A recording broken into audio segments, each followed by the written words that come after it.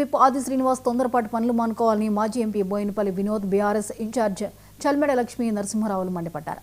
కాంగ్రెస్ ప్రభుత్వం చేస్తున్న పనులు ఎవరికీ అర్థం కావడం లేదు. రాజన్న ఆలయ అభివృద్ధిపై కోర్టులో కేవిట్ ఎందుకు వేశారో తెలియడం లేదన్నారు. ఆలయ నిర్మాణం ఎలా చేస్తారో ప్రజలకు ముందుగా తెలిపి ప్రారంభించాలని వినోద్ అన్నారు. బడ్జెట్ లేకుండా గుడి భవనాలను ఎమ్మెల్యే ఆది శ్రీనివాస్ ఎలా కూల్చివేస్తారని బీఆర్ఎస్ నాయకులు మండిపడ్డారు.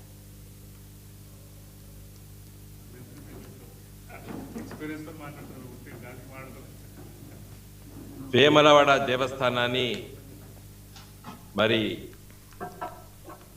ఆధునీకరించే సందర్భంలో దేవాలయాన్ని మరి భీమేశ్వరాలయం దేవాలయం లోపల భక్తులు సందర్శించుకునే విధంగా చర్యలు తీసుకుంటున్నాము. మరి వచ్చే వారం నుండి వేములవాడ దేవస్థానంలో ఉన్నటువంటి గర్భగుడిలో రాజరాజేశ్వర స్వామిని మరి పూజించే అవకాశం ఉండకుండా ఆ ఏర్పాట్లు చేస్తున్నామని చెప్పి వారు ప్రకటన చేశారు. మేము రాష్ట్ర ప్రభుత్వాన్ని, ముఖ్యమంత్రి రేవంత్ రెడ్డి గారిని, దేవాదాయ శాఖ మంత్రి కొండా సురేఖ గారిని, మరి అదేవిధంగా ఆది శ్రీనివాస్ గారిని కోరుతున్నాం.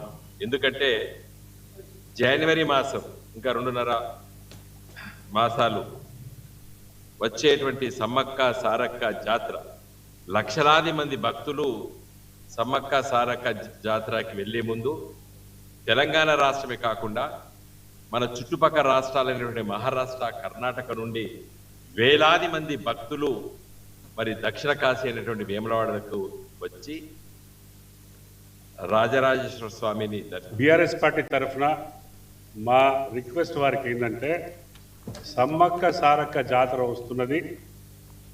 ఈ 2 సంవత్సరాలకు ఒకసారి వేములవాడ పట్టణంలో జరిగే అనువైతిగా వస్తున్న ఈ రెంటల్ కానీ ఏదైనా కానీ బిజినెస్ పరంగా 5,000 కుటుంబాలు వ్యాపారం చేస్తుండ్రో ఈ 2 సంవత్సరాలలో రాబోయే, ఎందుకంటే జనవరి 27, 29, 30 సమ్మక్క సారక్క ఉంది కాబట్టి కోట్లాది మంది ప్రజలు అనువైతిగా వచ్చి, ముఖ్యంగా పేద ప్రజలు వచ్చి వారి మొక్కులు తీర్చుకొని, రాజరాజేశ్వర స్వామి దేవస్థానంలో మొక్కులు తీర్చుకొని ఇక్కడ నుండి ఇంకో దేవాలయంకి వెళ్ళి ఇక్కడ నిద్ర చేసి ఆడికెళ్ళి మరి సమ్మక్క సారక్క మన దర్శించుకునే మన ఈ కార్యక్రమం చేస్తూ ఉంటారు.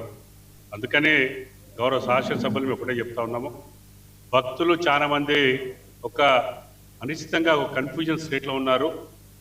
మేము మీకు సూచించేది ఒకటి, మరి ఈ 5,000 కుటుంబాల్ని వారి జీవనోపాధి దెబ్బతీయకుండా, అదే కాకుండా ఈ రాబోయే 3 నెలల్లో దేవస్థానానికి ఒక 26-27 కోట్ల ఆదాయం వచ్చే ఈ విధానాన్ని మరి కన్ఫ్యూజ్ చేసి. విజయనగరం జిల్లా ఎస్పీ దామోదర